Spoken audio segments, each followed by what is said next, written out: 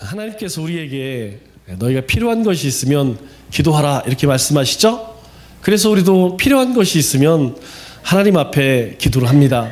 그런데 필요한 것 가운데 정말 필요한 것, 이것이 없으면 살아갈 수 없습니다.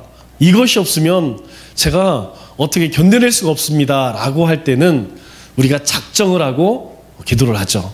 소원을 하고 기도를 합니다. 그러면 하나님께서는 우리가 간구한 것에 대해서 응답하세요.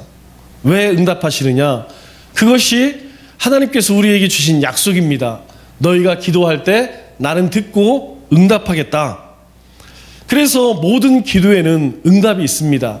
우리가 의심만 하지 않는다면, 정욕으로만 구하지 않는다면 하나님께서는 다 들으시고 응답하시겠다, 그렇게 말씀을 하시죠. 이 응답이라고 하는 것은 구한 것을 구한 만큼 받는 것입니다.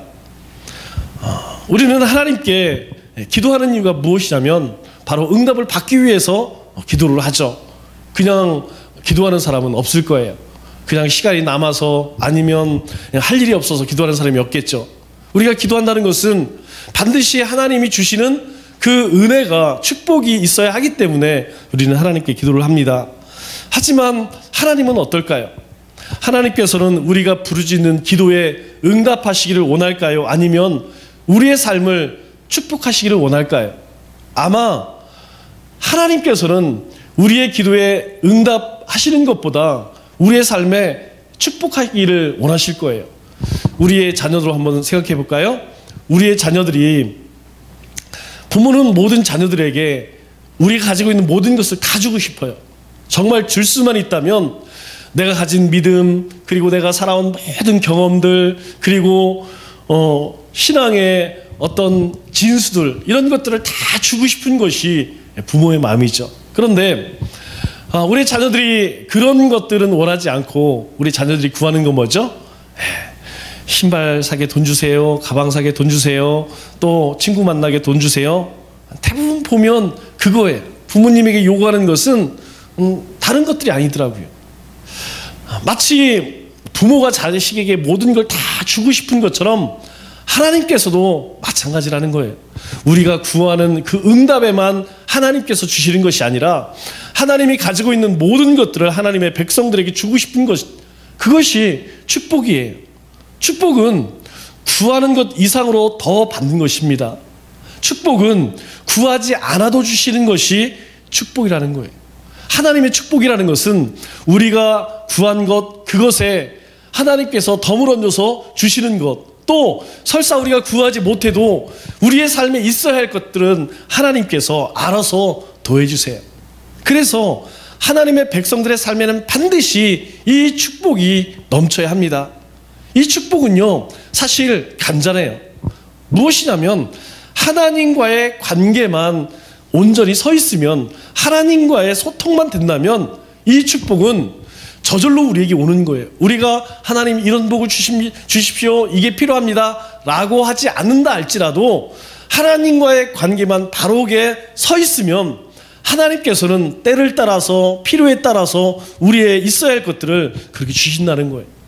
우리 사마리아의 나병 환자 아시죠? 이 나병 환자가 열이 있었어요.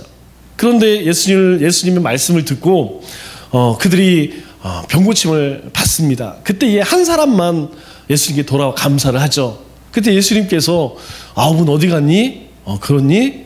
그런데 그 나병 환자가 나음을 입었을 뿐만 아니라 예수님께서는 그 나병 환자에게 한 가지 더 큰 축복을 주세요. 내 믿음으로 말미암아 내가 구원을 얻었다라고 이야기를 해요. 그가 원했던 것이 무엇이냐면, 여러분, 이 문둥병 낫는 거였어요. 나병이 낫는 거였어요. 이것만 나으면 소원이 없겠어. 나는 정말 이 병만 나으면 나는 이 땅 내가 살아있는 동안에 너무너무 행복할 것 같아. 그런데 예수님 앞에 다시 돌아갔더니 예수님은 그의 영혼까지 구원해 주셨어요. 솔로몬이 참 부러운 사람이죠. 솔로몬이 참 부러운 것 가운데 하나가 무엇이냐면, 저는 솔로몬의 별명이 참 좋아요. 별명이 뭐죠? 여드디야. 하나님께 사랑받는 자. 하나님이 사랑하시는 자예요. 그의 아버지 다윗은 하나님 마음에 합한 자예요. 여러분 얼마나 좋은 명칭입니까? 하나님이 너무너무 사랑하는 자. 왜 사랑했을까요? 보세요. 그가 왕위에 올랐을 때에 하나님 앞에 일천 희생으로 드리는 번제를 드리죠. 그때에 하나님께서 깜짝 놀래요. 왜 놀라냐면 이제까지 역대 왕 가운데 여러분 얼마나 대단한 왕들 많이 있었습니까? 아버지를 비롯해서 사사시대에 많은 그런 왕들이 있었죠. 그런 사사들이 있었죠. 그럼에도 불구하고 하나님 앞에 제사를 드리는데 이제까지 이렇게 제사를 드린 사람이 없어요. 역대급이에요. 여러분 우리가 하나님 앞에 이왕 신앙생활 할 거 하나님을 한 번쯤은 감동시킬 필요 있어요. 왜? 하나님께서는 저 친구는 그 정도까지 하겠지. 아시죠? 하나님은 우리의 믿음의 분량을 다 아셔서요. 아, 그 정도 수요 예배까지, 새벽 예배까지, 금식 기도까지 그 사람의 믿음의 분량을 다 아세요. 그 정도까지. 그런데 만일 그 이상을 한다고 하면 놀라는 거예요. 우리도 그렇죠. 우리가 사람을 이렇게 만나면 그 사람의 이제 어느 정도 수준을 알아요. 이 사람이 어느 정도까지 할 수 있을 건지. 그런데 그 이상을 할 때에는 놀란 거예요. 놀라요. 놀랄 뿐만 아니라 그 이상의 이상을 하게 되면 감동을 받죠. 감동을 받아요. 우리 아내들이 이번 생일 때에는 다이아를 한번 해주겠지. 한 5캐럿 정도 해주겠지. 뭐 그 정도 다 있으니까, 다니까. 그런데 그 이상으로 하면 감동을 받아요. 5캐럿 해주면 그냥 했구나. 아유, 그냥 뭐 생각한 대로 했구나. 그런데 그 이상, 반지에, 귀걸이에, 코걸이에 막 이런 거 해봐. 그러면 감동받는 거예요. 감동받는 거. 하나님께서 아유 솔로몬이 왕이 올랐으니까 번제를 하겠구나. 그 정도로 생각하셨겠죠.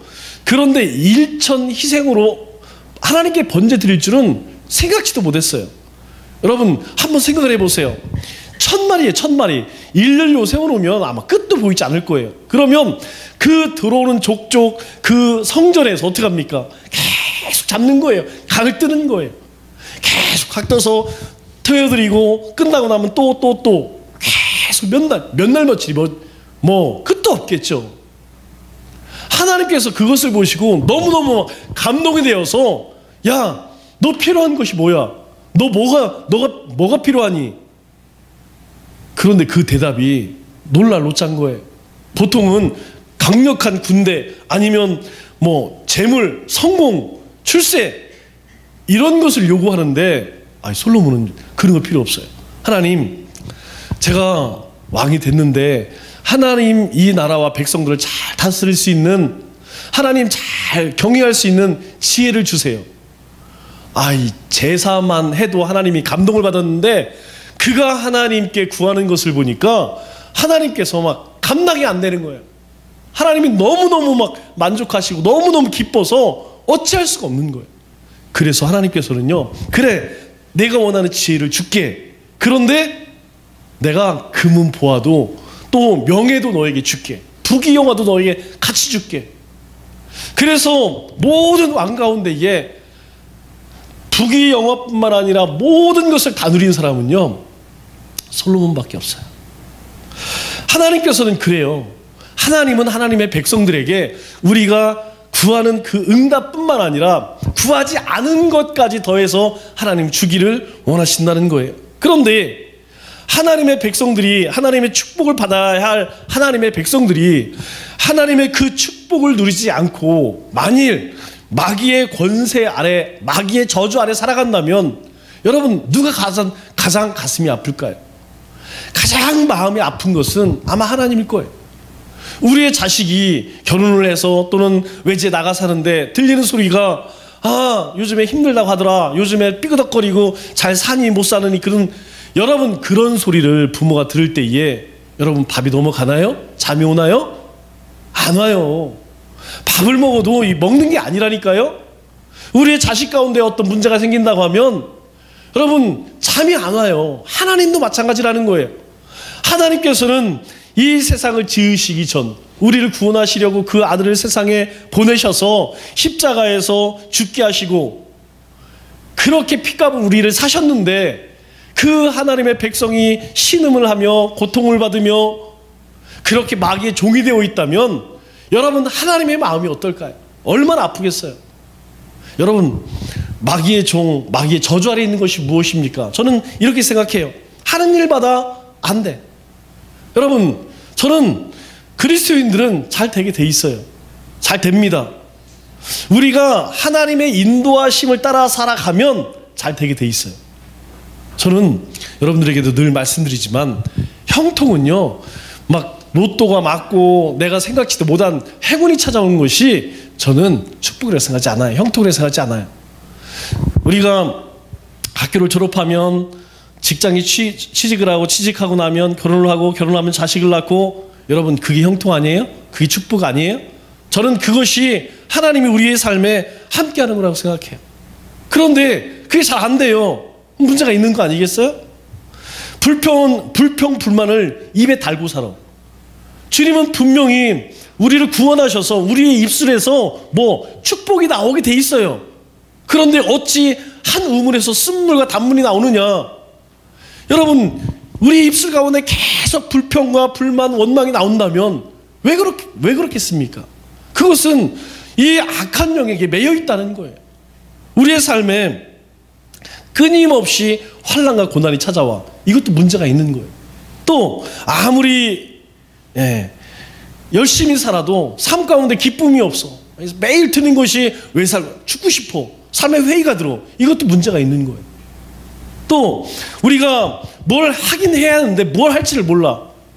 그래서 막 매일매일 아침에 일어나서 열정적으로 살아가는 것이 아니라 할 일이 없어. 무기력해. 이건 문제가 있는 거 아니겠어요? 왜 문제가 생길까요? 하나님이 주시는 것이 온전히 공급되지 않기 때문에 하나님은 우리에게 축복을 주시기를 원하는데 그 축복을 받아 누리지 못하기 때문에 왜요? 우리가 악한 영에게 붙들렸기 때문에 그런 거 아니겠어요? 그렇다면 우리가 어떻게 축복의 인생을 살 수 있을까요? 여러분 꼭 기억하세요. 창세기 3장 15절 말씀을 원시복음이라고 이야기하죠? 이 원시복음에서 이렇게 이야기합니다. 여자의 후손은 내 머리를 상하게 할 것이요. 내 머리가 누구예요? 뱀머리, 뱀머리. 뱀의 머리, 사탄의 머리. 이미 예수 그리스도로 하나님께서는 사탄을 이미 정복하셨다는 거예요. 그의 머리를 깼다는 거예요. 무슨 의미입니까? 승리케 하셨다는 거죠. 여러분 우리는 패배한 인생이 아니고 승리한 인생이라니까요. 이미 하나님은 우리를 향해 그렇게 선포하셨어요. 에덴에서 쫓겨난 그 아담과 하와를 향하여서 하나님은 너희는 반드시 승리할 거야. 그래서 우리는 승리를 선포해야 한다는 거예요. 여러분 지금 가나안 땅을 정복할 때에 정복하지 않았을 때 이미 하나님은 약속을 하세요. 내가 저 땅 너에게 줄게. 너희 손에 붙일게. 싸우지도 않았는데 이미 승리를 주신다니까요. 왜 이스라엘 백성들이 광야 40년 방황하고 유리하게 되죠? 단 한 가지 이유예요. 가데스 바네아에서 들어갔으면 괜찮아요. 그런데 하나님의 말씀을 신뢰하지 않아. 이미 이 땅은 너희 거야 라는 하나님의 말씀을 그들은 믿지를 않습니다. 그 불순종으로 인하여서 그들은요 40년 동안 훈련받는데 그 훈련이 뭐예요? 그 훈련은 순종의 훈련이에요. 40년 훈련받고 나서 어떻게 해요?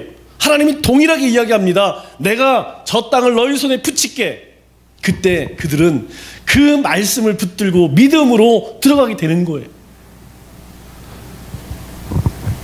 또 우리가 하나님께서 주시는 그 축복을 누리는 인생을 어떻게 살까요? 우리 요한복음 6장 54절 55절 말씀을 보면 이렇게 이야기하죠. 내 살을 먹고 내 피를 마시는 자는 영생을 가졌고. 내 살이 누굽니까? 그리스도의 살, 그리스도의 피. 누가요? 내가요, 내가. 우리 안에는 예수님의 찢으신 그 살과 흘리신 피로 말미암아서 무엇이 있느냐? 영생이 있대요. 영원한 생명이 있대요.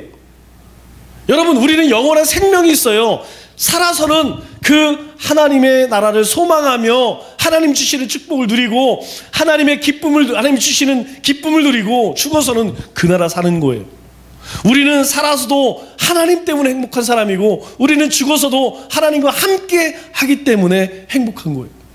왜 그렇습니까? 우리 가운데에 이미 십자가에서 하나님께서 우리에게 영원한 구속의 은혜를 베푸셨다는 거예요. 우리는 은혜 받은 자예요. 우리는 구속된 자예요. 구원받은 자들이에요. 이미 주님께서 구원을 이루셨다는 거예요. 앞으로 이룰 것이 아니라 이미 이루셨다는 거예요. 우리는 이미 구원을 얻은 자들이에요. 그렇다면 구원 얻은 자로서 살아야죠. 우리 이스라엘 백성들이 애굽에서 나올 때에 마지막 재앙이 뭐죠? 마지막 재앙이 장자의 죽음이죠. 장자의 죽음 때에 하나님께서 어린 양을 잡아 그 피를 우설주에 발라서 문설주에 발라라. 그래서 하나님의 그 죽음의 영이 하나님의 영이 넘어간다. 그래서 유월절 아니겠어요? 유월절 넘어간다. 패스오버라고 이야기를 하죠.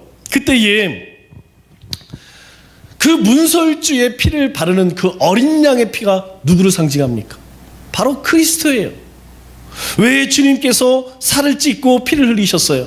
바로 문설주의 어린 양의 피가 되시기 때문에 다 죽어야 합니다. 그러나 그 피가 살리는 거예요.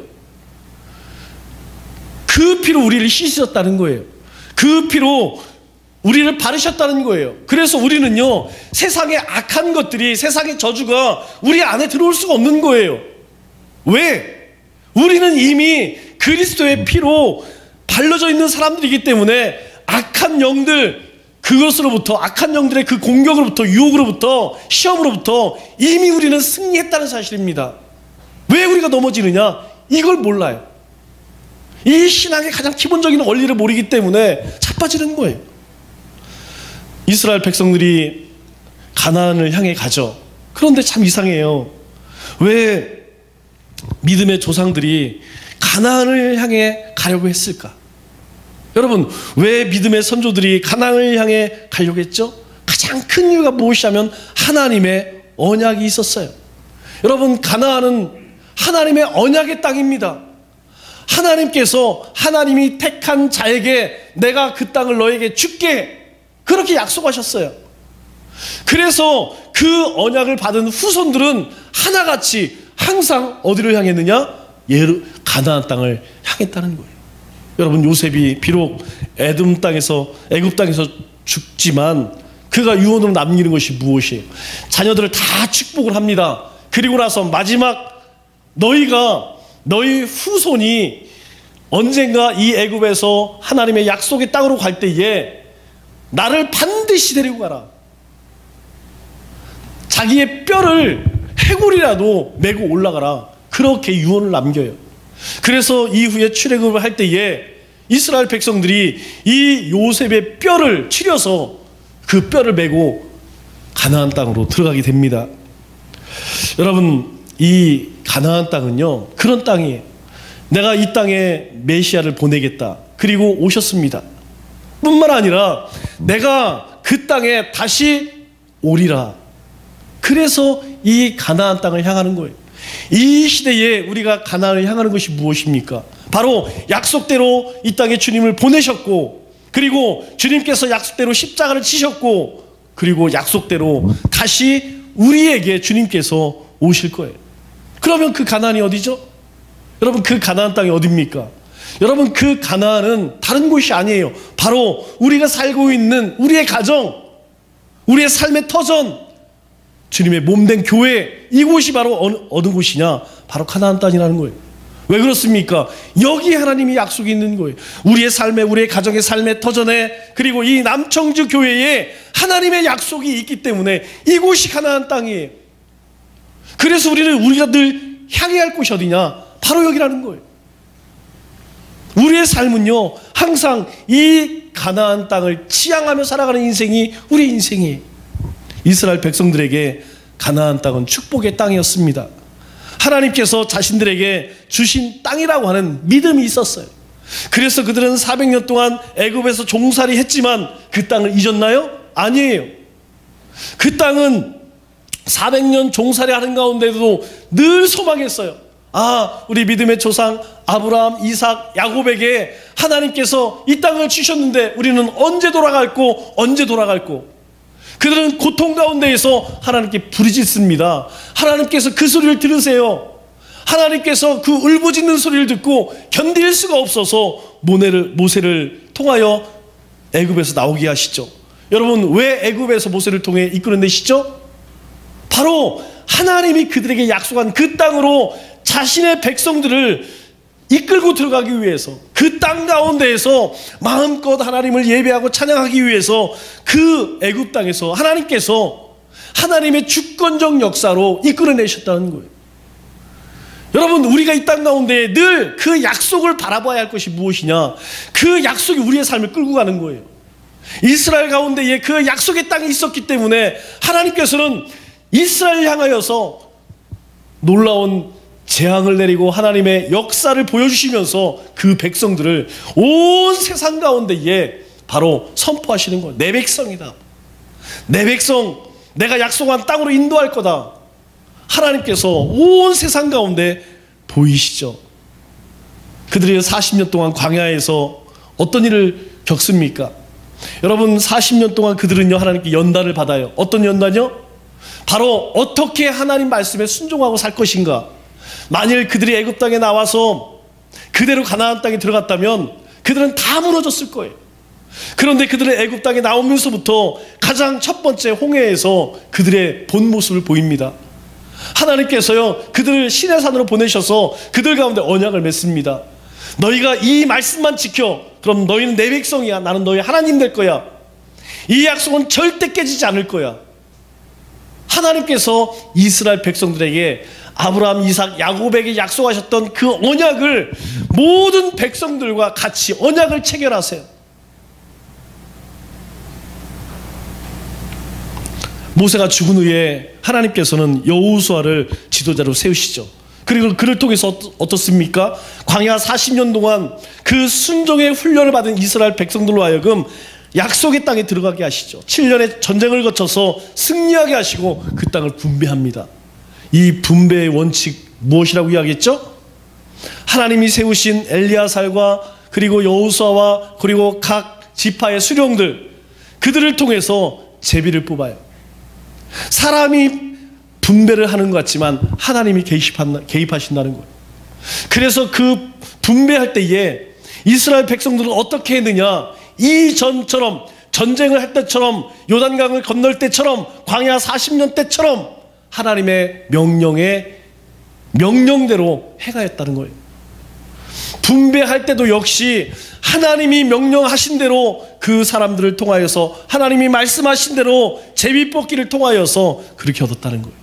그런데 오늘 본문 내용은 좀 이상해요. 오늘 본문 내용을 보면 갈렙이 땅을 분배받는 장면입니다. 특이한 것이 있어요. 무엇이냐면 여호수아에게 이 갈렙은 자신이 갖고 싶은 그 땅을 지목하여서 자신에게 달라고 이야기해요. 그런데 놀라운 것은 여호수아가요, 이 갈렙의 요구를 받아들인다는 거예요. 그리고 그에게 합법적으로 그 땅을 주게 됩니다. 여러분, 다른 지파는 지금 어떻게 땅을 받았죠?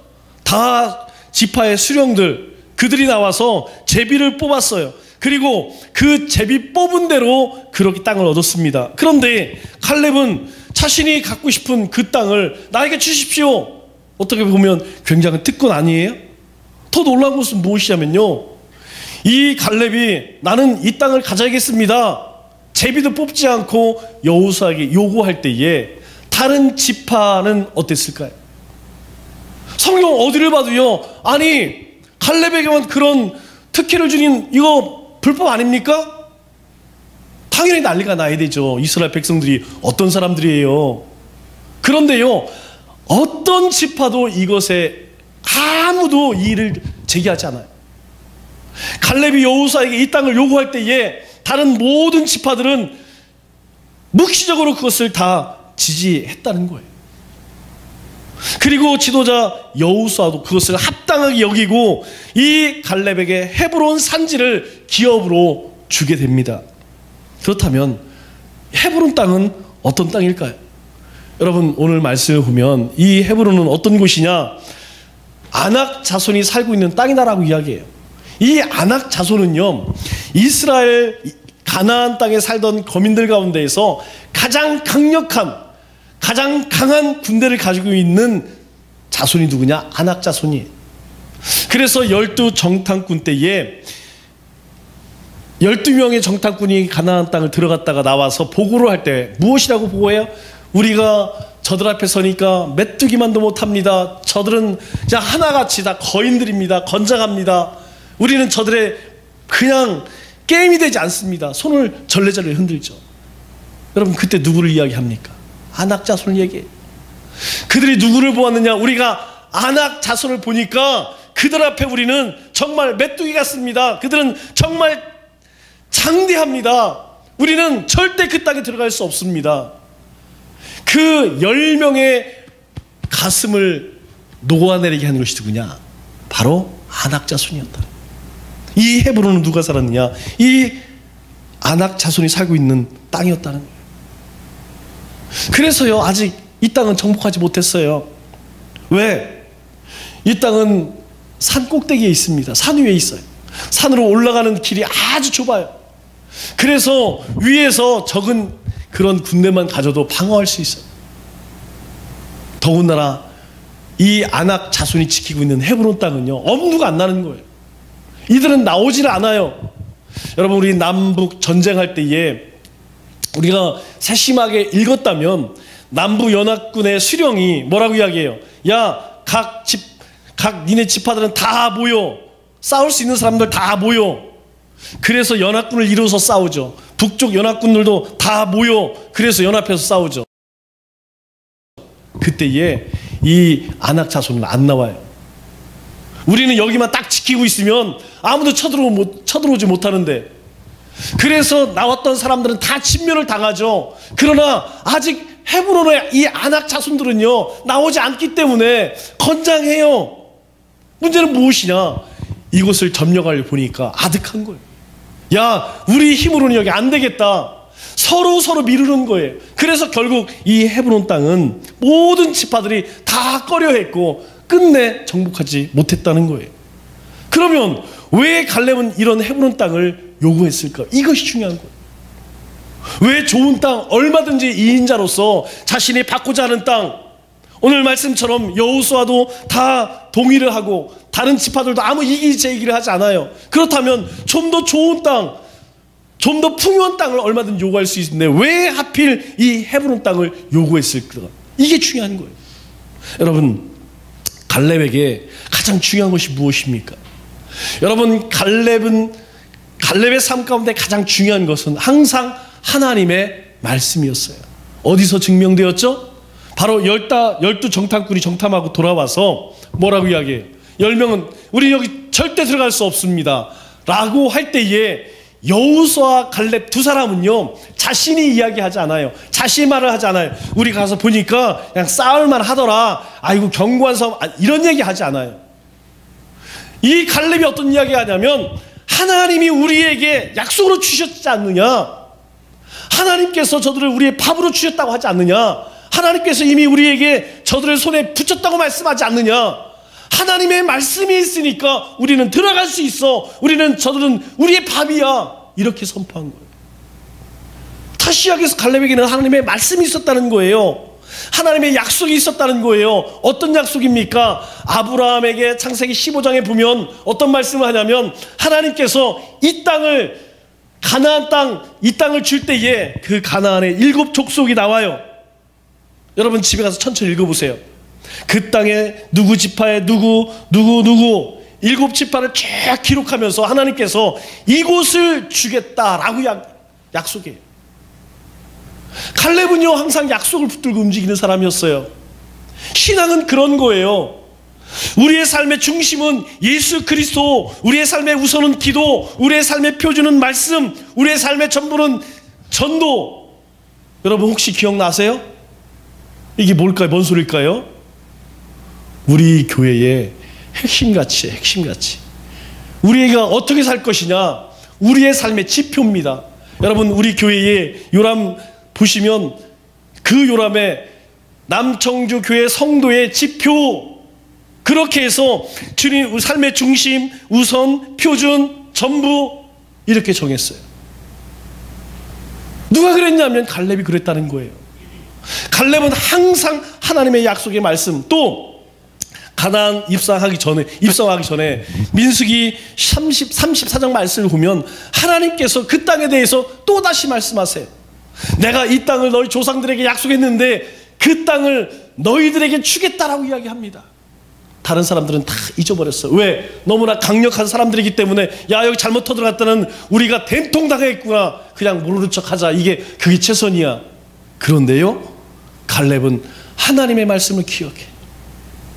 이 가나안의 어떤 구석도 아무리 점같이 작은 땅이라 할지라도 그 땅은 하나님이 우리에게 주신 땅이다. 모든 사람들이 거들떠보지 않는 황량한 땅, 하지만 하나님이 주셨기 때문에 이 땅은 우리가 반드시 정복해야 한다라고 하는 하나님의 말씀이 있다. 여러분, 우리는 무엇을 쫓아 살아요? 여러분은 지난 3일 동안, 오늘 하루 동안 어떻게 사셨나요? 혹시 하나님의 말씀을 쫓아 살았나요? 그렇다면 하나님께서는요, 여러분의 삶을 들어서 하나님은 반드시 쓰실 거예요. 남은 3일도 하나님께서 내가 서 있는 그곳에서 하나님은 영광을 위해서, 하나님의 영광을 위해서 우리를 쓰실 거예요. 그게 하나님의 약속의 말씀을 붙들고 사는 사람들의 삶이에요. 우리가 너무나 잘 아는 말씀이죠. 이 산지를 지금 내게 주소서. 여러분, 그래서 그 산지를 어떻게 했나요? 그 산지를 얻었다는 거예요. 하나님의 약속을 붙들고 살았기 때문에, 말씀이 있었기 때문에 모든 사람들이 두려워하는 그 땅을 얻을 수 있었다는 거예요. 갈렙은 또 왜 이 헤브론 땅을 요구했을까요? 여러분, 이 헤브론 땅은 약속의 땅이에요. 이 땅에 누가 묻혔나요? 바로 아브라함이 묻힌 곳입니다. 아브라함의 아내 사라가 묻힌 곳이에요. 그의 아들 이삭이 묻힌 곳이고요, 그의 손자 야곱이 묻힌 곳이에요.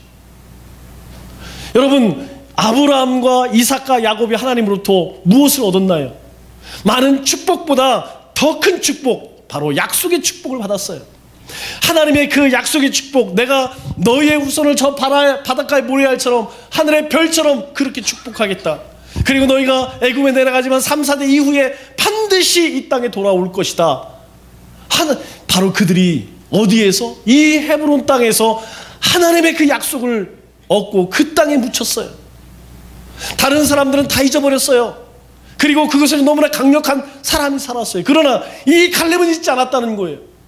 우리의 믿음의 조상이 이곳에서 하나님의 그 약속을 받은 곳이야. 그리고 그들이 묻힌 곳이야. 그렇기 때문에 저 땅은 어떠한 희성이 있어도 반드시 그 땅을 얻어야 해. 우리 창세기 13장 18절 말씀을 보면 이렇게 이야기를 하죠. 헤브론에 있는 마블의 상수리 수풀에 이르러 거주하며 거기서 여호와를 위하여 제단을 쌓았더라. 제단을 쌓았더라. 여러분, 아브라함은 발걸음을 옮기는 곳마다 단을 쌓았어요. 그런데 이 헤브론에서 아브라함이 단을 쌓고 하나님께 제사를 드렸대요. 예배를 드렸대요. 이 상황이 어떤 상황이냐면 이런 상황입니다. 롯과 함께 내려왔어요. 하나님이 엄청나게 축복을 해주는데 다투기 시작합니다. 그때 얘 조카야, 야 롯아, 네가 가고 싶은데 네가 먼저 땅 골라. 그래서 간 곳이 어딥니까? 소돔과 고모라. 그때 하나님이 아브라함에게 이야기해. 네가 종으로 횡으로 바라봐라. 네가 밟는 땅, 그 땅을 내가 전부 주겠다. 하나님께서 아브라함에게 그렇게 이야기해. 네가 바라보는 곳, 네가 밟는 그 땅은 다 내 것이 될 거야. 조카는요, 그 화려한 소돔과 고모라 땅을 찾아갔어요.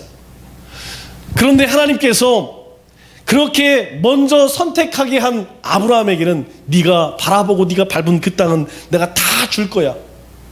그래서 얻은 땅이 어디냐? 바로 헤브론 땅에 거주했대요. 하나님께서 약속의 땅, 약속이 주신 그 땅을 다 받았을 뿐만 아니라 그 약속을 받고 거주한 곳이 어디냐? 바로 헤브론인데 그 헤브론에 아브라함이 어떤 일을 했나요? 바로 단을 쌓고 예배를 드린 장소라는 거예요. 여러분, 이것은 아주 중요합니다. 왜 우리 신앙생활 가운데에 교회 중심이 되어져야 하느냐? 교회는 하나님의 임재를 경험하는 곳이에요. 예배를 통해서, 기도를 통해서, 헌신을 통해서 하나님이 우리의 삶 가운데 역사하시는 것을 경험하는 곳입니다. 다른 사람은 다 잊어버렸어요. 생각지도 않았어요. 그러나 갈렙은 기억하고 있었어요. 갈렙은 아브라함이 그렇게 해서 이 땅을 얻었지. 그리고 이곳에 머물러서 이곳에서 그 하나님의 약속을 듣고 그리고 이곳에 묻혔지. 이 땅 결코 저 아낙 자손들에게 그냥 남겨둘 수 없어. 왜 이 땅을 요구했죠? 또 왜 이 땅을 요구했습니까? 다른 모든 지파가 이 땅 정복하는 것을 거부했기 때문에. 여러분, 우리도 교회에서 일을 할 때요, 좀 편한 거 하고 싶어요. 좀 일은 편하고 이름은 많이 내고 싶은 것, 사람들이 좀 많이 알아주는 것, 그런 거 하고 싶어요. 여러분, 그것이 사람의 마음이에요. 어떻게 하면 이왕 똑같이 일을 했다면 내가 조금 더 좋은 것 받기를 원하는 것, 그것이 사람 마음이에요. 그런데요, 갈렙은 그렇게 하지 않았어요. 모든 사람들이 거부했지만, 모든 사람들이 포기했지만, 바로 하나님의 약속의 말씀이 있었고 약속의 땅이기 때문에 모든 사람들이 포기한 그 땅을 요구했다는 거예요. 말씀을 맺도록 하겠습니다. 하나님께서 우리에게 주신 헤브론 땅이 있어요. 하나님이 여러분에게 주신 헤브론 땅은 어느 곳입니까? 하나님의 약속이 있는 곳, 하나님의 말씀이 있는 곳. 여러분, 우리의 삶의 터전은 그냥 우리의 삶의 터전이 아니에요. 돈 벌어먹는 곳이 삶의 터전이 아니에요. 우리의 가정은 그냥 먹고 자는 그런 곳이 아니에요. 우리가 섬기는 이 남청주 교회는 우리가 주일 모여서 함께 예배드리는 그런 장소가 아니에요. 이곳은 어떤 곳이요? 하나님이 살아계신 곳입니다. 하나님의 말씀이 있는 곳이고요, 하나님의 약속이 있는 곳이에요. 그래서 이 교회를 통하여서, 우리의 가정을 통하여, 삶의 터전을 통하여서 우리는 담대하게 오늘 이 갈렙처럼 이 산지를 내게 주소서. 하나님, 나의 삶의 터전을 주시옵소서. 하나님, 가정을 주시옵소서. 이 예배당을 주시옵소서. 그래서 하나님께서 이 민족을 통하여 이루고자 하시는 그 일들을 이 시대에 바로 우리를 통하여, 우리의 가정을 통하여, 남청주 교회를 통하여 하나님 이루어 주옵소서. 그렇게 하나님을 향하여 담대하게 나가는 우리 믿음의 권속들 되시기를 주님의 이름으로 축원합니다.